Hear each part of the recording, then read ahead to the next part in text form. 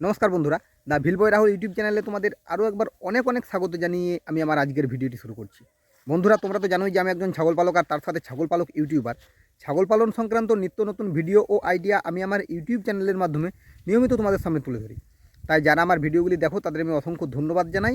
আর তোমাদের কাছে আমি অনুরোধ করছি তোমরা অবশ্যই আমার ভিডিওটিকে শেষ পর্যন্ত দেখবে। আর যদি আমার ভিডিওটি ভালো লাগে তো ভিডিওটিতে একটি লাইক অবশ্যই করবে, কারণ তোমাদের একটা লাইক আমাকে আরও নতুন নতুন ভিডিও বানাতে উৎসাহিত করে। আর বন্ধুরা, যদি আমার ভিডিওতে কোনোরূপ ভুল ত্রুটি কিছু থাকে তাহলে তোমরা অবশ্যই কমেন্টের মাধ্যমে আমাকে জানাও। কারণ হয় কি, যে আমি হয়তো একটা ভিডিও বানাবার পর সেই ভিডিওটা যখন আপলোড হয়ে যায় তারপরে সেই ভিডিওটাকে দেখার আর খুব একটা সময় পাই না, বা অনেক ক্ষেত্রে দেখা হয় না। তাই যদি কোনো রকম ভুল ত্রুটি থাকে সেই ভুল ত্রুটি নজরে আসতে আমার অনেক সময় লেগে যায়। কিন্তু তোমরা যদি তাড়াতাড়ি আমাকে কমেন্টের মাধ্যমে জানাও তাহলে হয়তো আমি আমার পরবর্তী ভিডিওতে সেই ভুল ত্রুটিগুলো খুব তাড়াতাড়ি শোধরাতে পারবো। তাই তোমরা অবশ্যই কমেন্টের মাধ্যমে আমাকে জানাও আমার ভিডিও কেমন লাগলো, ভালো লাগলো না খারাপ লাগলো, আমাকে কমেন্টের মাধ্যমে তোমরা অবশ্যই জানাবে, এই আশাই আমি তোমাদের কাছে রাখি। বন্ধুরা, আজ আমি এখন আছি মাঠে মাঠে ছাগল চড়াচ্ছি। যদিও প্রতিদিন আমি এই সময় মাঠেই থাকি, মাঠেই ছাগল চড়াই, আর আমি আমার সমস্ত ভিডিও এই মাঠের থেকেই বানাই। আমি প্রতিদিন নিয়ম করে ঠিক সকাল 9টার সময়, এখন যেহেতু শীতকাল তাই 9টার সময় বা 9টা 10-15 এরকম সময় আসি। আর শীতের আগের সময়টাতে গ্রীষ্মকালে আমি সকালে আসি মোটামুটি 6:30 7টা। বাকি সময়গুলোতে মোটামুটি 8:30 8টা 9টাও হতো। এরকম সময়েই আমি মাঠে আসতাম ছাগল চড়াতে। আসলে আমি যে আমার ছাগলকে খাবারটা খাওয়াই না, সেই খাবারটা আমি পুরোটাই মাঠেই খাওয়াই। মাঠেই খাওয়াই বলতে আমি বাড়ির থেকে নিয়ে এসে মাঠে খাওয়াই না। আমার ছাগলের যে খাবার সেটা মাঠের থেকেই জোগাড় হয়ে যায়। মানে ছাগলগুলো আবার মাঠেই চরে, মাঠে চড়েই তারা তাদের খাবারের ব্যবস্থাটা করে নেয়, বা তারা তাদের খাবারটা খেয়ে নেয়। কারণ খাবারের জন্য আমি এক্সট্রা কোনো কিছু দিই না, না কোনো দানা খাবার দিই, না কোনো অন্য ধরনের কিছু খাবার দিই, বা খড় খাওয়াই, কিচ্ছু খাওয়াই না। আমি আমার ছাগলকে কেবল ঘাস খাওয়াই আর সবুজ গাছের পাতা খাওয়াই। এইভাবেই আমি ছাগল পালন করে আসছি প্রায় 8-10 বছর হলো। আর আশা করছি এর পরবর্তী ক্ষেত্রে আমি এইভাবেই ছাগল পালন করব। কারণ আমি সাধারণত যেহেতু কোনো খাবার আমি আজ পর্যন্ত দিইনি কেনা খাবার, আশা করি পরবর্তী ক্ষেত্রেও আমি কোনো কেনা খাবার দেবো না। অনেকেই আমাকে কমেন্টে জিজ্ঞাসা করে আমি আমার ছাগলগুলোকে কোথায় খাওয়াই আর কিভাবে খাওয়াই। দেখো, কোথায় খাওয়াই সেটা তোমরা ভালোভাবেই জানো। আমি কোথায় কোথায় ছাগল চড়াতে নিয়ে আসি তার অনেক ভিডিওই আমি তোমাদের সামনে তুলে ধরেছি। তাই সেগুলো নিয়ে নতুন করে আর বলার কিছু নেই। তবুও আজ আরেকবার বলে দিচ্ছি যে আমি সাধারণত মাঠে ছাগল চড়াতে আসি। মাঠে মানে এই যে ফাঁকা মাঠ দেখতে পাচ্ছ, এই ফাঁকা মাঠে ছাগল চড়াই। ঝোপঝাড়, পুকুরের পাড়, জঙ্গল, এই সকল জায়গাগুলোতে আমি ছাগল চড়াই। কারণ কি হয়, এই সব জায়গাগুলোতে বিশেষ করে পুকুরের পাড়, ঝোপঝাড়, এগুলোতে বিভিন্ন ধরনের লতা গাছ বা বিভিন্ন ধরনের গাছ থাকে, সেই গাছের পাতা খায়, লতা গাছগুলো ছাগলে খায়। আর মাঠে তো সবুজ ঘাস খায়। শুধু সবুজ ঘাস না, এই যে মাঠটা আছে এই মাঠটাতে সবুজ ঘাসের সাথে আরেকটা খুব উপকারী গাছের পাতা থাকে, সেটা ছাগলে খায়। সেটা হলো কুলেখাড়া। কুলেখাড়ার পাতা কিন্তু ছাগলে খায়। তো কোথায় আমি ছাগল চড়াই বা কোথায় আমি ছাগলকে খাওয়াই সেটা আমি তোমাদের বলে দিলাম, যে আমি মাঠে খাওয়াই। মাঠে খাওয়াই মানে মাঠে ছাগল চড়াই, এইভাবেই আমি ছাগল পালন করি। আর কি খাবার দিই, কি খাবার দিই মানে আমি কোনো কেনা খাবার দিই না। আমি আবার বলছি, আমি কোনো রকম কেনা খাবার দিই না ছাগলকে। তো এখন আমি সেরকমই মাঠেই আছি, মাঠেই ছাগল চড়াচ্ছি। আমার ছাগলগুলো চড়ছে দেখতে পাচ্ছ। এই সময় একটু অসুবিধা হয়, বিশেষ করে চারিদিকে ধান আছে না, সবদিকে বেশি অসুবিধা এই সময় হয়।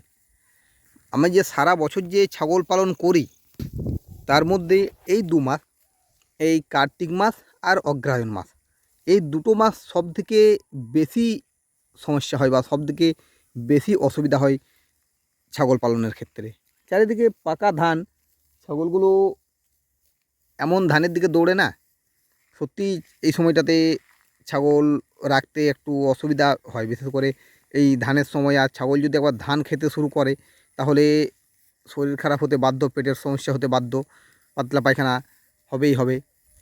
কারণ ধান সহজে হজম হতে চায় না। ওই যে ধানের খোসাটা, সেই খোসাটা, এটা ছাগলের হজম খুব দেরিতে হয়, আর তার ফলে কিন্তু ছাগলে পাতলা পায়খানা করতে শুরু করে।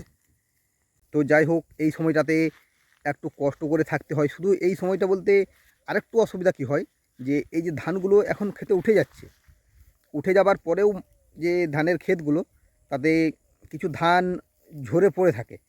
সেই ধানগুলোও কিন্তু ছাগলে খেতে যায় খুব।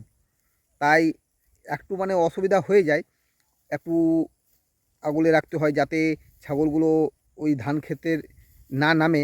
যতই ধানগুলোকে নিয়ে বাড়িতে চলে যাক, তবুও ওই যে ধানটা ঝরে থাকে না, সেই ধানটা এত সহজে যায় না।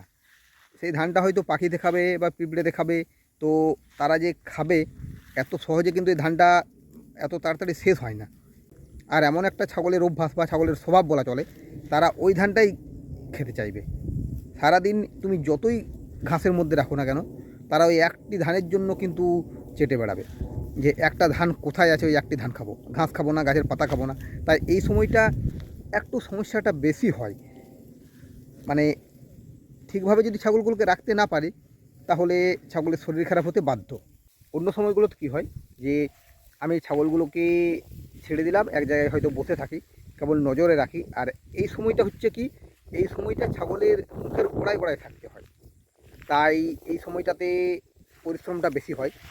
আর আমি যে মাঠে নিয়ে আসি, আমি সাধারণত এই সময়টা খুব একটা মাঠে আমি আনতে চাই না।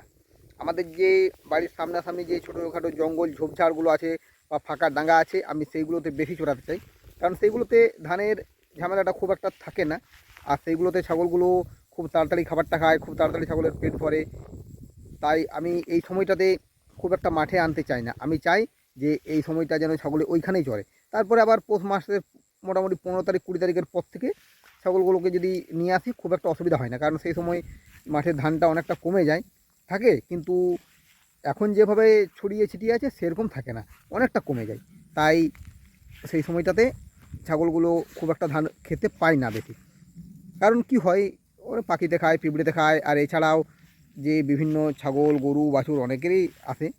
তোমরা আমাকে বলতে পারো যে তুমি লোকের ছাগলের ক্ষতিতে চাইছো, নিজেরটাকে সেফ রাখতে চাইছো। তা না, সকলেরই ক্ষতি হয়, যে এই ধানটা যে খাবে তারই ক্ষতি। কিন্তু তবুও সবগুলোর দায়িত্ব তো আমার পক্ষে নেওয়া সম্ভব নয়। আমি আমারগুলোর দায়িত্বই নিতে পারবো, বাকিদের দায়িত্বটা তাদেরকে নিতে হবে। তাদেরও চেষ্টা করতে হবে যাতে পৌষ মাসটা যেন এই ধানের জমিতে না নামায়, তাহলে হয়তো তাদের ছাগলগুলোও সেফ থাকবে। আর এই যে রোগটা আছে না, এই রোগটা আসার সবথেকে বড় কারণ এই ধানটাই বলা চলে। ঠান্ডাতে জ্বর সর্দি আসছে, তার সাথে ধান খাচ্ছে, ছাগলের পেট ফাঁপছে, পাতলা পায়খানা হচ্ছে, এইভাবে কিন্তু ছাগলের রোগটা বেশি আসে। তো যাই হোক, দেখতে দেখতে অনেক কথাই বলে ফেললাম, ভিডিওটা একটু বেশি বড়ও হয়ে যাচ্ছে। তোমরা হয়তো বলতে পারো যে আমি উল্টোপাল্টা বকছি, তাই ভিডিওটা আর বেশি বড় করছি না, ভিডিওটা আমি এখানেই শেষ করে দিচ্ছি।